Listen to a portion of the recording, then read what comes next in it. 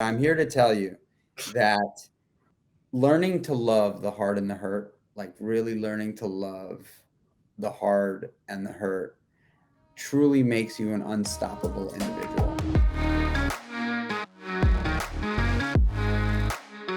Hi, everyone, and welcome to the Hat edition of Over the Wall. And today I'm here with Michael Chernow. If you've ever eaten the Meatball Shop, which I have, I remember when it first opened, I remember a location downtown, like way downtown, that I went to. I don't know if it's the first location, but awesome.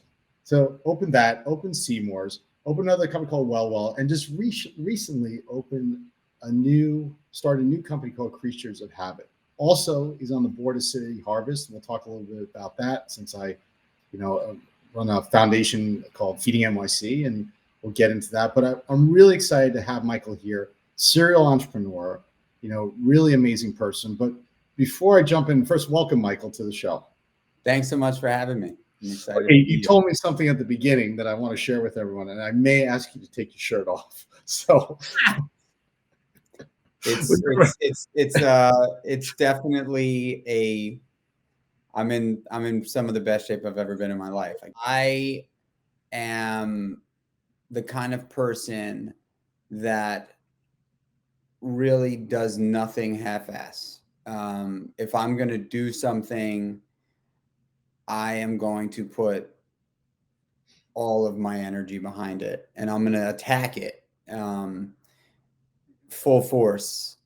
And, I'm gunning to typically win, even though it's not about the win for me.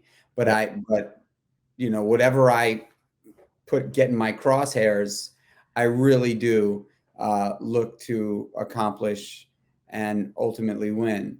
And so I ran the marathon in New York City in 2018. And before that, athletics have always been a part of my life. I took a break from like 13 to 23, and I'm sure we'll get into that and why I took a break with sports. But I'm an athlete, and it's like my hobby. It really, fitness and nutrition, mindset, that stuff really keeps me grounded as a father, a husband, an entrepreneur. And so I ran the marathon in 2018, and a friend of mine who I bumped into in the gym said, "Oh, what's your next challenge?" Because I always like to have a physical challenge to gun towards. And I said, I don't know. I actually don't know. Like, I just got off the marathon. I think my endurance running is probably coming to an end. My body's not really doesn't love it. She said, "Why don't you bodybuild?" I was like, "Bodybuild?" I never thought of bodybuilding. I always thought of bodybuilding as like the big, huge guys. And she was like, "No, like you have a perfect frame for men's physique bodybuilding." And she is a bikini bodybuilder. And so for whatever reason, I left the gym that day and I said, "I'm going to do this." I went home, I hired a coach, and I immediately targeted a year from that date to compete in my first bodybuilding competition. And so now I am a legitimate professional men's physique bodybuilder, and I'm competing in a few days. So this day, actually today, is the absolute toughest day of all of my training, because the training actually is at a high point, and my calorie intake is at the lowest point throughout the whole 6 month. It's called a contest prep, where you go from bulking down to your stage weight. And so right now I am shredded to pieces. I'm cold and I'm hungry. And I'm really excited to be here, because this is giving me a real opportunity to just take a break from the insanity of what I've been going through for the last few months. So before we jump into the businesses and stuff, I want to stay on this topic, because there's a mental game here with you, and this is what this show is about. And obviously, your health and wellness, you're doing something with it for a reason. Like, you're not doing it so you look good in clothing. like you're doing it or you're doing it because you don't want to get a heart attack one day, or you figure just kind of keep it status quo.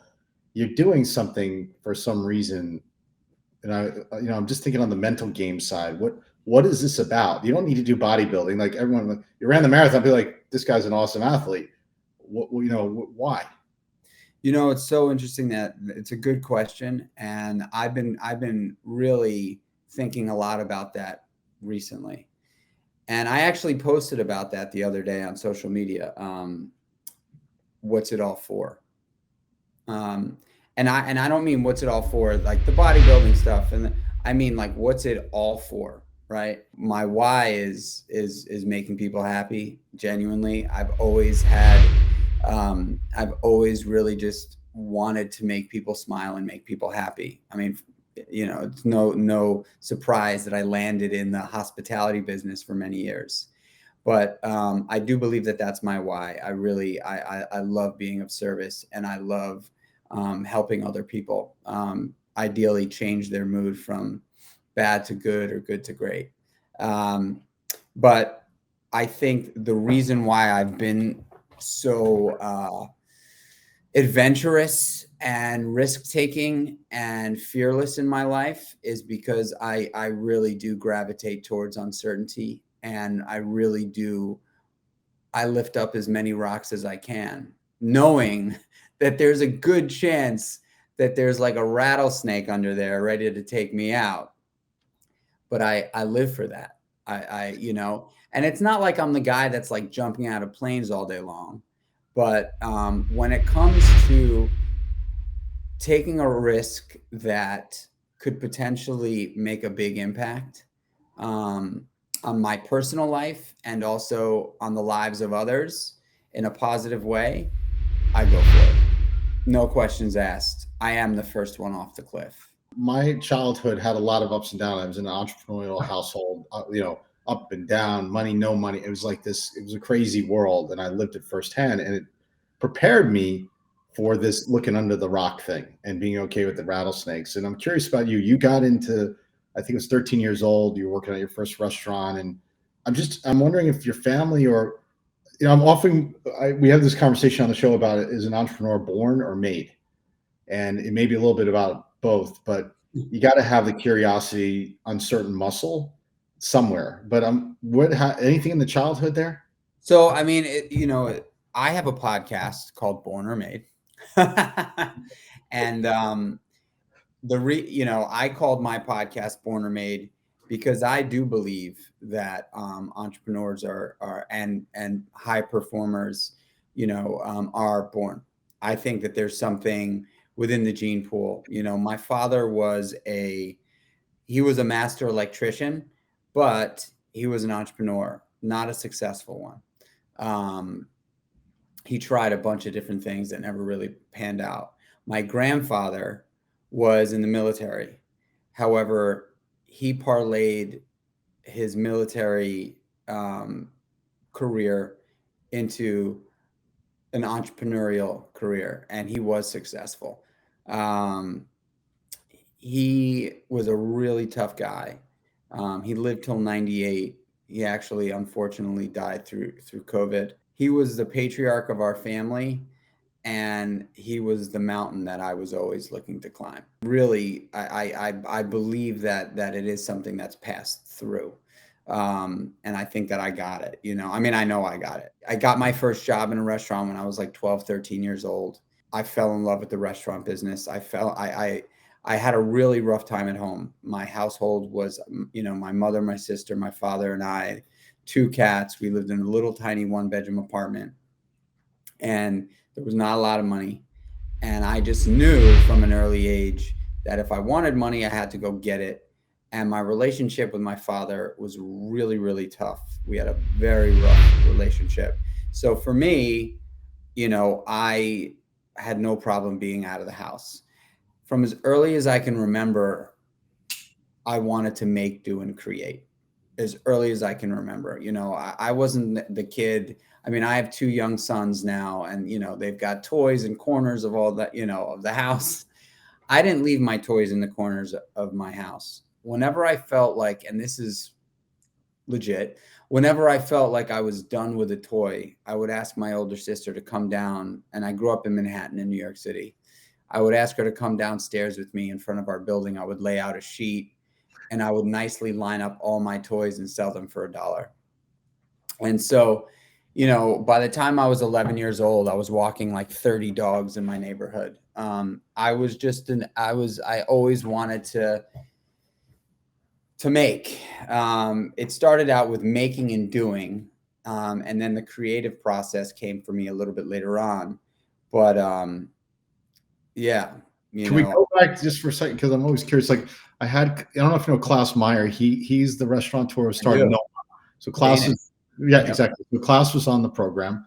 He's a friend of mine, and he talked about this relationship with his dad, and it was not good. And we got really deep into, like, he didn't talk to him. Good episode to watch. But I'm curious, like with your dad, what is your dad still alive? Is he still here? No. So, my father was a type 1 diabetic. So he was born essentially with diabetes from, at that time it was called juvenile diabetes.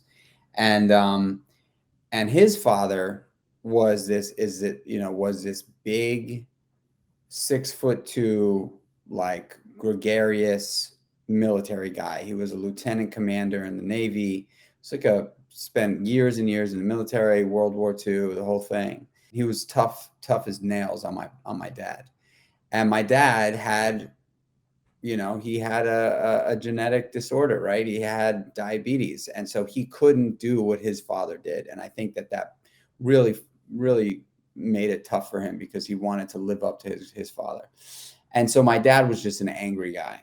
And my dad was not meant to be a father, unfortunately. I know he did his best, and I do love him, but he and I had a very, very rough and tumble relationship from when I was a young kid. And it got to a point in my early to late teens mid-teens, where it got very violent. And he and I would really, go to fisticuffs, and child services got involved, and, they threatened to put me in foster care. And I said, there's no way that's happening. So I moved out of my parents' house when I was 15. Wow. And I bounced around, and, my mom was devastated, of course, but she was terrified of my father too. And so, it was not awesome at the house. So do you think, like, I had a situation where things were pretty volatile. And when I started my first company, it went under within a couple of years. And I ended up on the couch of this therapist, Dr. Frank Morio. I also did a podcast with Frank. And Frank taught me 2 years of, like, all the stuff. I was hiring bad people. I was like, I guess I was angry myself. You know what I'm saying? I was carrying stuff from my past.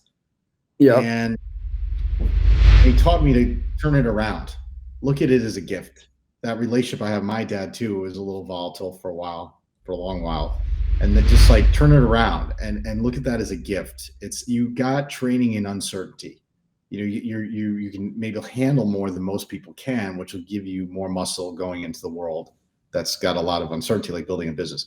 I'm curious, was there something you got out of it where you're like, you flipped it into something, a mental model, or is it not? I'm curious. Look, the truth of the matter is that the experience that I had while going through it was really tough, right? And there's without a question of a doubt trauma there. I wouldn't change it for the world. It made me the man I am today. My father, though he was very, very difficult, and I know he did love me, and I know I did love him or do love him. He didn't teach me an enormous amount because he was a very introverted guy when it came to, like, sharing and showing. But the 3 things that my father taught me have molded the man I am today. My dad, from an early age, and I'll tell the story, he was an old school guy, old school New York City guy. My dad's old school Brooklyn. So yeah, they're cut from stone. Yeah, they come from stone. Yeah. I remember I probably had to be 3 or 4 years old, and I was with my father, and we were waiting for an elevator, and the elevator opened, and I ran into the elevator, and there was other people around, And my father grabbed me by the back of my neck and pulled me out of the elevator, spun me around, grabbed my shoulders, looked me in the eye, and said, "You are never, ever to walk in front of a woman the way you just did again in your life, ever," and scared the shit out of me. And my dad was a real gentleman. He was a fucking animal in many other ways, but when it came to old school chivalry, my dad was really, he really wore that on his sleeve. And he taught me that, ladies always go first no matter what. And I have ultimately, that's something, I hold doors for everyone and anyone. So that has evolved for me. Just everybody goes first. I'm the, I'm the leader of, I've led hundreds of people throughout my career as an entrepreneur in restaurants and stuff. And it's so important to me that it's not about women, men, it's about humility, right? Like it's all like, I am happy to hold the door and and take a back seat if the timing is right. And my dad really taught me about that. My dad also taught me something that I think is so incredibly important for people, that when you meet somebody for the first time, you give a firm handshake and you make like genuine eye contact. And so that was very, very, that was a lesson that he like branded into my head. And then the third thing, which is a little off, but I think it actually does really make a difference. When you go into the bathroom to take a piss, you always lift up the toilet seat. You got to lift up the toilet seat. And when you're done, you put both lids back down. And like that was really important for me because I am so cognizant of people that leave the toilet seat up or piss on the toilet seat. It's just like, it says so much about somebody. If I you have never the went to, I'm wondering if the toilets in your restaurants were super, they probably were super clean. I don't remember ever clean, visiting. like, another story that I'll tell you, when we and about this, Seamore's had just opened. I put together an epic team, like the crew that we When hired. did it open? What year did Seamore's open? 2015. Okay. On the corner of Boom and Mulberry Street.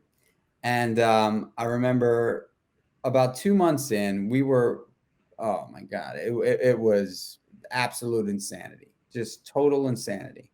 And the bathrooms of restaurants are the appearance and the presentation of a bathroom in a restaurant is an absolute great depiction of what the back of the kitchen looks like. It's just to the T, right? Like you walk into the bathroom in the restaurant, if it's a mess, I promise you, promise you that the kitchen is a mess and not kept in great condition.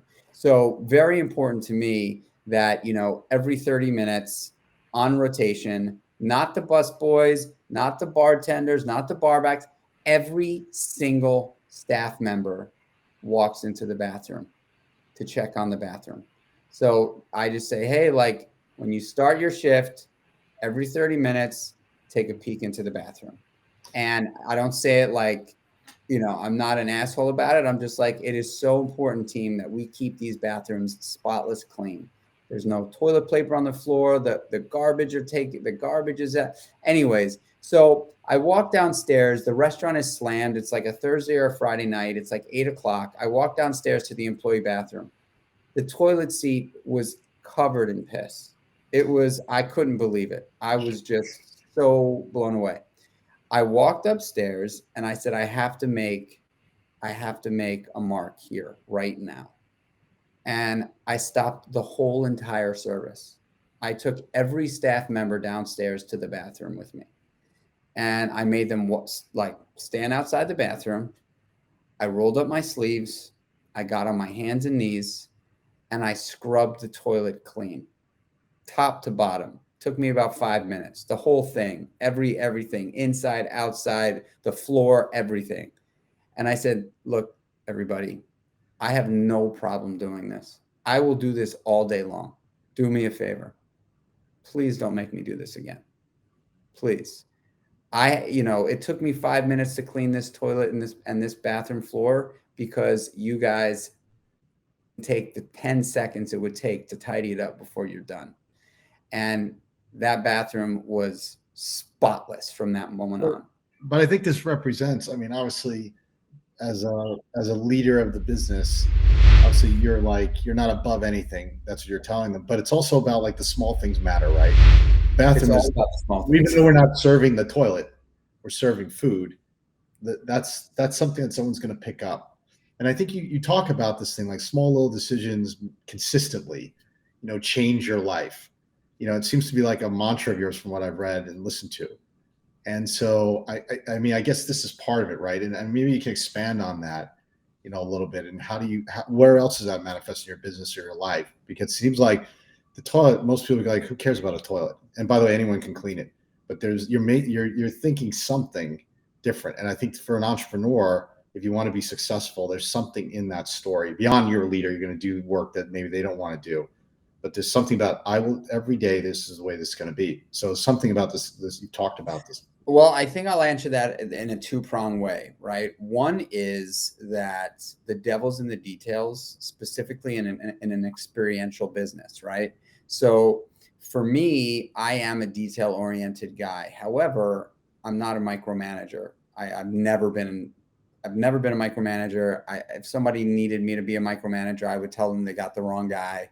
I really do like to bring people on the team that are self-starting and don't need someone to manage them that way. But the devil is in the details, the little tiny details. Like if you go to open up the door of a restaurant and that door is heavy and you got to kind of lean into it to pull it, that experience subconsciously for somebody is a little ding. It takes it from seamless to not seamless. That person might not register that as a ding, but I'm here to tell you that it is. And so when you think about that, when I think about that, the experience that somebody has when eating at a restaurant starts the second they see it, the second they turn the corner and look at it. That's when the experience starts. That's when it turns on. I remember the Meatball Shop. I just, believe it or not, the one thing I remember about is your sign. Mm-hmm. And it had a consistent, I just remember when I went into, it was like this consistent thing, like you said, I turned the corner. I remember, this is what I said when I remember physically being somewhere downtown and I turned the corner, it was like, it just opened. And then I looked in and I'm like, okay, this thing looks clean, presentable. Everything's connecting for me. Like it had a feel for it. But that's an interesting brain, because a lot of people I think fail because they think the sign doesn't matter for the glass on the window to what the floor looks like 100%. Like if it's a little off, you're saying people will feel that there's something inconsistent here. Not necessarily consciously. That's something. You know what I mean? And then those little tiny things do add up. And even though they might have had the great food and great service, there's things that could have been better, right? And so I really do think through every single component. The devil's in the details in the restaurant business, because it could be those three subconscious things that are not really registering. And then something consciously happens and then boom, it's totally blown out of proportion because of those three little subconscious things. So the devil's in the details. Really, the experience starts the second somebody sees it. It doesn't start the minute they walk in.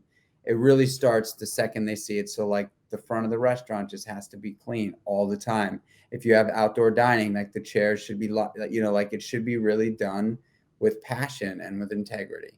And so there's that component. And then the more sort of philosophical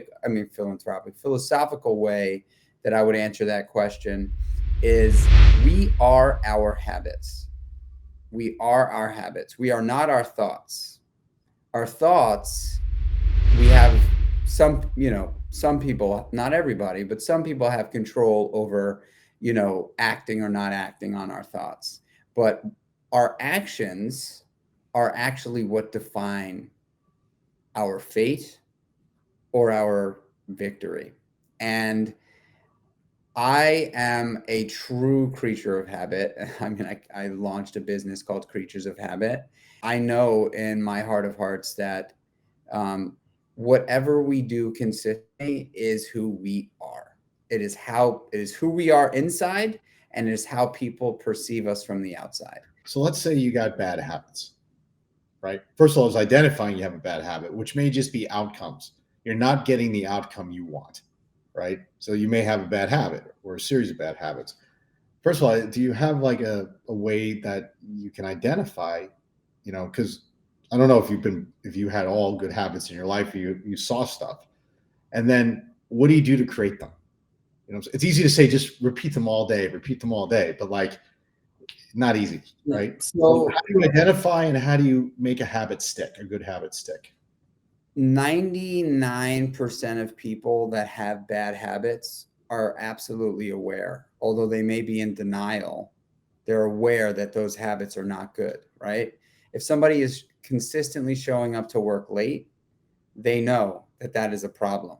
If somebody is getting drunk, 7 days a week and it's interfering with their life, they know it's a problem.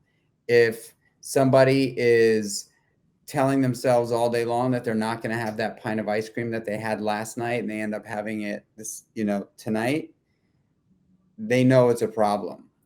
I hate to be the bearer of bad news, but there is no quick fix. There is no pill you can take. Everything great comes with a pretty severe pile of sacrifice, suffering, and pain. And I know that that's not awesome to say, but I'm here to tell you that learning to love the hard and the hurt, like really learning to love the hard and the hurt, truly makes you an unstoppable individual. When you can say it doesn't phase me. Like you know what, that this is going to be really hard and I can't wait to face it head on. Like I love it. Like I'm like, it doesn't feel good when I'm in it, but I really want to get on the other side of it because the other side of fear is freedom. And that's been my experience. The other side of fear is freedom. And so for 10 years I was a drug addict, actually, full blown alcoholic drug addict from 13 to 23. I've been sober now for a little over 17 years. I ran from the fear for 10 years. I didn't want to deal with it. I didn't want to feel it. I didn't want any part of it. I thought that, I can escape it through drugs and alcohol and just not giving a shit. And so, I battled that for a number of years because I knew that I had the problem. It wasn't like So if I can dig into that, because I often say like when you're living your purpose in life and you're facing these challenges and you experience failure, you can either take the pain and learn from it because like failure instructs you, or you can medicate. Now you can do different things to distract yourself, drugs, alcohol, whatever it is, whatever that is. Why? What was there? Like what drove you into the self-medication space at an early age? I think I was probably predisposed to it, actually. I think that I was, could potentially have, similar to my entrepreneurial drive. I think that there's probably a gene somewhere that correlates to entrepreneurial drive and addiction. And honestly, I really did. It did save my life. That's the truth. Like getting into picking up drugs and alcohol at that stage in my life really did save me. Because I was probably, you know, I really did not like who I was. And I think that had a lot to do with my childhood. And so being, when I was introduced to it, I was like, oh my God, I finally feel like I could be comfortable in my own skin, And for years I had a blast with it, kid growing up in New York City, working in nightclubs and restaurants, and then it became not awesome, and it became a dependence, and I had to figure a way out. I had to figure a way out of it. What did you do? That was your talk. My original question. Yeah. So what was the so you recognize I'm got drug and alcohol problem. That ain't yeah, easy to get out. Even if you no, like it, that's hard. That's probably one of the hardest ones. Versus like I don't get up and work out in the morning, or I don't pick, whatever it is. This is a tough one. yeah. I had enough people tell me that they loved me, and I was a good guy, and I was a good kid, and they didn't want me to die. And I heard that for probably 5 years before I stopped. But I it just wasn't. I wasn't ready to change. The sad part about alcoholics and drug addicts, they've got to come to it. They've got to come to it on their own. They're the only person that's going to change them. I launched Creatures of Habit, though, because helping people that struggle with mental illness and addiction is a really passionate, important part of my existence. And I am a changed man. If somebody, if you could take the most high rolling gambler in any casino in the world that like loves taking risk, and you take a picture of me and a depiction of my life, 17 and a half years ago, and then you show where I am now and say, do you believe this is possible for this person? That guy, gal, whatever, no matter how much money they're willing to risk on a game of poker, they would never bet on me. Never. They just would never. It would never be possible for someone to see the growth. And so I launched Creatures of Habit because, and we'll get more into why. Let's talk through it. Tell me why. So basically I overdosed on heroin 2 weeks before I got sober in July of 2004. I overdosed on heroin, and luckily I didn't die. I promised myself that day that I was never going to do drugs or drink again. And I found myself that night using again.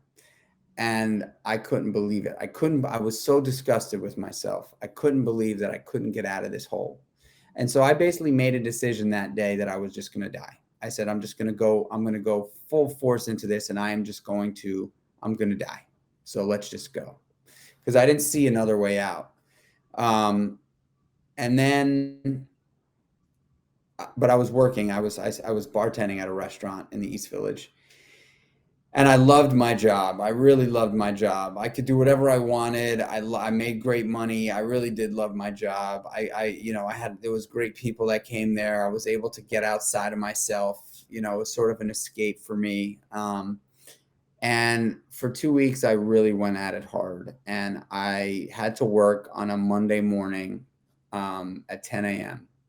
And I'd been up for 2 days with these guys. And they said, all right, man, we're calling it. It was like 8 a.m. And I said, you're going? I'm going. I got to go to work in 2 hours. I'm going straight through. And so they went home. I remember walking down to my apartment and catching like a glimpse of myself in the mirror. And I said, you're worthless. You don't deserve to live. Like, I remember saying this to myself. You don't deserve to live. You ought to jump out the window. Like, this is, what's the point? And I remember thinking this thought of like, nailing a t-shirt, putting on my flimsy t-shirt, nailing it to my windowsill, and hanging off until I fell to my death. And somehow, some way, I just passed out. I passed out. I woke up 16 hours later, and tons of phone calls. I locked my bedroom door. I had roommates. Everybody thought that I was dead. And there was this little glimpse of hope. For some reason, that was not unlike a lot of days for me, partying for 3 days and then sleeping for 20 hours. For whatever reason, that afternoon, I woke up and I had slept through work. My boss, was calling me, and he said, I need to talk to you. And this guy is like a mentor of mine, still one of my great friends. I love him to death. I worked for him for years. He said, Mikey, I love you, man, but I got to fire you. I can't let you do this anymore, man. I can't let you die on my watch. And I said, I'm not dying. He said, no, you're dying. I'm watching you die. And I can't do it, dude. I can't do it, kid. I love you, man. But it's just too much. And I begged him for my job. And he said, look, you can work here under two circumstances. One, for the next 30 days, you show up at 8 o'clock in the morning and clean the restaurant with the porters sober. Two, you have to get sober. No alcohol, no drugs, period. And that was the kick in the ass that I needed. And that little, like, had he said that 3 days ago, I would have been like, screw you, I'm out of here. He gave me this little window of grace and hope. And I called up some friends and I said, I need help. I can't do this anymore. This is too much. I've got too much to offer and I just don't know how to get out of my own way. And so my friend Karen Bernstein, she was dating a guy who was sober, and he showed up at my apartment, and this guy saved my life. He was a really cool dude. He was covered in tattoos. He was this Muay Thai kickboxing guy, and he basically dragged me to an AA meeting. Then he took me to the gym, and he said, this is what you're going to do from here on out, a day at a time. You're going to wake up in the morning. You're going to have a big bowl of oatmeal. You're going to go to an AA meeting. When you get out of there, you're going to go straight to this gym, and you're going to train here, Muay Thai, kickboxing, for 3 hours a day. You're going to get your ass kicked. I'm going to teach you about integrity and discipline and honor and humility and commitment. And you're going to get your ass kicked, and you're going to learn how to get back up. And you're going to go have lunch. You're going to take a nap. You're going to have, and then you're going to go to work. And so he set this plan up for me, and I was desperate, and it saved me. But it's like the restaurant business. It's very interesting that you stayed in the restaurant business because it saved you too. Like your affinity to it and this person, like where it all happened for you within this place. So I guess it has a lot more meaning than I would think about, right? Or am I overlooking at that? Look, no. I was done. I was done. I had my ass kicked, man. I was so beat up and beat down, and I've experienced mental abuse, physical abuse, unfortunately, sexual abuse when I was a little kid. And I gotta say, hands down, by far and away, not even comparable, the worst abuse I've ever experienced is self-inflicted through drugs and alcohol. Hands down, without a doubt. It doesn't even compare. And so once I had that little moment, that lucky moment in my life where I said, man, I need help. And I was genuine about it. You got it. I got it, and everything changed. It all changed, man. and really what I was able to do was I replaced those bad habits with great ones. And it started with a bowl of oatmeal in the morning. And so let's talk about that, because I assume that's now the connection to creatures of habit, which is your company, right? That's it. That is why creatures. Not a bowl. It's not about oatmeal. I was trying to understand. It has nothing to do with oatmeal, although it does. There's something more here. So I was. Yeah, I believe that that change can be real for anyone and everyone. And anybody who's listening to this right now and they potentially feel like they're in a slump or they're in a ditch and there's no solution, there's no way out. look, I'm here to tell you that there is, right? I believe that self-care, wellness, fitness, nutrition is the solution. It's very hard to treat people well if we're unwell from the inside. And once I started to get well inside, then and only then was I able to really be able to impact or be of service to others. You know, like when you think of the foundation of life, you know, we come through our mothers, you know, and our mothers are, you know, like women are these unbelievable beings that are of service to produce life. Like that is it's incredible, right? When you think about that, like you know, and so like that is what life is about, being available to produce life and and grow and expand and enrich. And we can't do that if we're unwell. It's really difficult to be successful at that if we're unwell. And so I just learned that like I was really treating myself poorly, and being able to shift that and really start thinking about myself and treating myself well. The byproduct of treating ourselves well is being better people, and husbands and wives and fathers and mothers and sons and brothers and employers, employees. Like we're just better, right? And so that is the mission of Creatures of Habit. And for me, a symbolic pivotal moment in my life was a bowl of freaking oatmeal. This guy said, this is how you're going to start your day every day. You're going to put something really delicious and nutritious into your body because you've been feeding your body shit for years. So let's start with something really simple, really easy to make, that actually tastes good, that's going to fill you up, and, you know, add whatever you want to it. And that was the beginning of my journey. And so for me, you know, after I sold a bunch of equity at Seamore's in 2019, and I knew that I was going to launch a new business. You know, I love creating new businesses. That's like sort of my favorite thing to do. Every 4 to 5 years, it's what I do. And so I was on a run upstate where I live now, upstate New York. And I said, I want to launch this new business. And it was originally going to be a restaurant. And you know, March 2020 hit, and boom, the pandemic. And I said, okay, well, I cannot invest, you know, $250,000 of my own cash, and certainly not taking anybody else's money to invest into a restaurant right now. So what am I going to do? I'm going to go into CPG, consumer packaged goods. I'm going to be able to launch a business that has an enormous amount of meaning to me.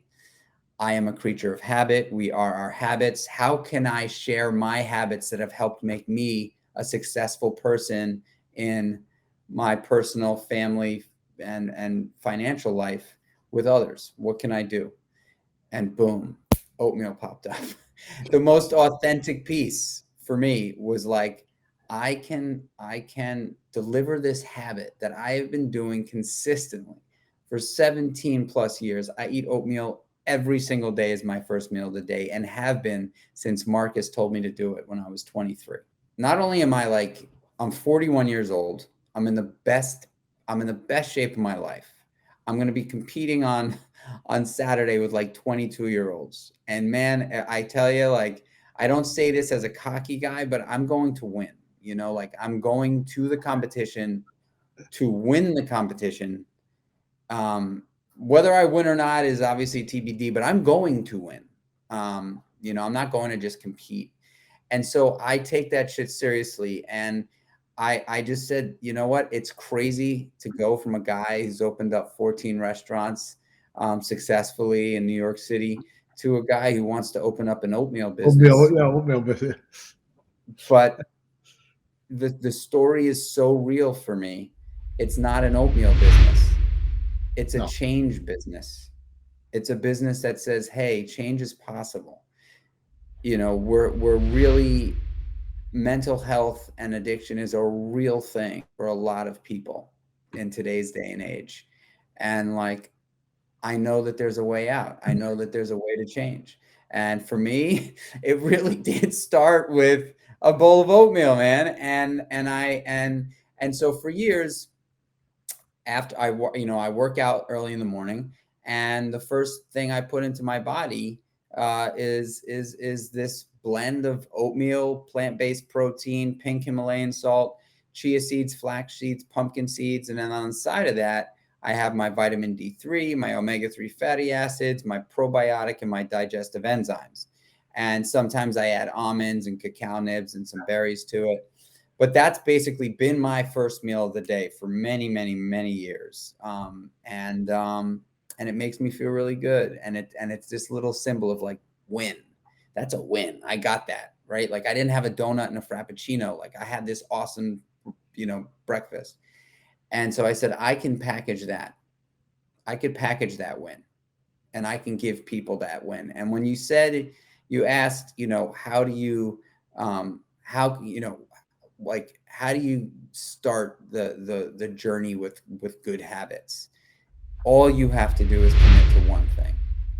It's not about, oh, I'm changing my life. I'm going to wake up at 5 a.m. I'm going to meditate. I'm going to read. I'm going to write. I'm going to eat great. I'm going to work out. I'm going to do. It's like, no, like that's overwhelming. One thing.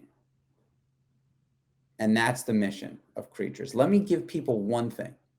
One thing that's delicious, nutritious, incredibly healthy, freaking addictive, super convenient. One thing. But I think it's the big point of it, obviously, is that small step. Small step gets you on the road. So if you're failing, if you're not healthy, if you got a problem, an addiction, whatever it is, just make one step. You don't have to change the whole thing. But that's the actual story. A lot of times we get in our head about like, in order to do this, I'm going to have to go to the gym and get the Muay, get off the drug. That you're like, start with oatmeal. This shit changed my life, and I really do believe that mission-driven businesses with real, true story and authenticity have stood the test of time. And when you create something that does not have that backbone, the chance to flash in the pan is much greater, And so once that damn oatmeal popped into my head, I just said, Mike, whether you think this is going to win or not, you got to do it, dude. You got to do it. And so I spent a year working on the formula, over 60 different iterations. And here we are. And the other piece of the business is this apparel component. So I grew up in New York City. I love style and fashion. I've always paid very close attention to it. I've always wanted to have a clothing line. And so I said, this is truly a lifestyle. This, you choose to change, or you choose to live this wellness journey. It is a lifestyle. It's not a diet. Right. It's not something that you do temporarily. And so I wanted to create a lifestyle component that would give people an opportunity to feel like they were more part of the brand. Like they had a jersey to wear, that they had like this representation of it. And so while I was developing the Protagonist, because that's the name of the oats, it's called the Protagonist, I also built a fully custom cut and sew line of apparel. Like these are our hoodies.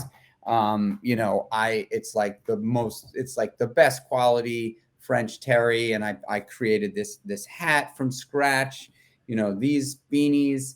We have a full sweatsuit. We have amazing Vans collaborations. We did 2 collaborations with Vans sneakers to launch the brands. We have these awesome socks. So I really put a lot of thought into the apparel side of it too, because it's, a CPG company is a CPG company. You want if they can, wear the brand, right? That's the ultimate. Yeah, and not just like a T-shirt with a logo, right? Like nobody's wearing a T-shirt. Nobody at scale is like wearing a T-shirt with like an oatmeal branded logo on it, right? But if there's like a really cool clothing line that like is its own thing, that's made with as much care, quality, creativity as the oats, people will wear that. Absolutely. Awesome. Like you've just been an awesome guest. We're coming to the top of the hour. I want to ask you, if you don't mind, one final question. And I ask this of people on the shows and on the show, which is, do you have a gremlin that's in your head? Do you have a voice in your head that says something to you that you're trying to beat and show that you're not listening to it, you're ignoring it? So is there a gremlin? Oh, yes. It's so funny, too, that you asked this question. I was writing this morning. My morning routine is real deal. My morning routine means so much to me. It's a long routine, but part of my morning routine is my journaling. So I journal every day. Let me just see. I got it right here. Let's see. I wrote something this morning that really. Let's hear it. It's so funny. So this is my journal entry this morning. What I know is this. I have worked hard no matter how badly my ego, the bad voice, wants to get loud and attempt to convince me that what I've done and what I'm doing isn't real or isn't warranted. I know here sitting in the candlelight this morning that is bullshit. Too many great things have occurred in my life, too many positive people, too many opportunities. I am a hunter, I am a fearless warrior. However, I toggle back and forth between relentless and having a soft spot. That is why I believe this works. I am a chameleon, can acclimate into most any situation I am thrown in. I can suffer. Hell, I live for suffering. I know how to do it. One of the greatest attributes is that I am not afraid of suffering. In a strange way, I seek it out, especially if I know there is growth or a win or victory or glory on the other side of it. Monotony is our opportunity to sharpen, to hone, to practice, to dig deeper. How can we get better given all the same tools, environments, and people? We must seek growth within. So that was my journal entry this morning to myself, and it talks about just that. My ego will creep in, sometimes quietly, sometimes insanely vocal and loud, and tell me I suck and I'm an imposter and I don't know what I'm doing and I'm constantly winging it. And then I have a conversation like this and I'm like, this is not true, dude. I have a thought like I had at 4:45 this morning, sitting at my kitchen table with the candle lit, and my ego started, whispering in my ear, "You're not. You're just lucky, dude. This is not real. But like the fact that this stuff is happening, it's gonna crash, And then I say, no, dude, no, not true. If you were my friend, I'd punch you in the face, ego. I'm not going to hang out with you. I don't need to listen to you. You can try your best to knock down the door, but it's not coming down, man. Those hinges are built out of Teflon. And that's the mentality that I've had, because that voice used to be so loud, man. That gremlin used to scream and I used to listen to it. You know what I mean? And today I've had enough awesome shit happen in my life, not without failure, because trust me, there were plenty of those throughout the journey. But I've had enough awesome stuff happen that's led me to believe that I just keep having to put the right foot in front of the left. That's it. Michael, I'm not even going to try to end it with any more than that's a mic drop right there. That's just a mic drop. And I want to thank you for being on the show, for being just open and honest about your life, because that's what the show's about, for really being inspiring, obviously, but really digging into hard topics. And I wish you the best. It's like you'd probably be doing this for 4 years and do something else, keep going. But you're an awesome person, and you're obviously a person of service, a total person of service. So thank you. Thanks for having me, man. This was awesome. Thanks a lot.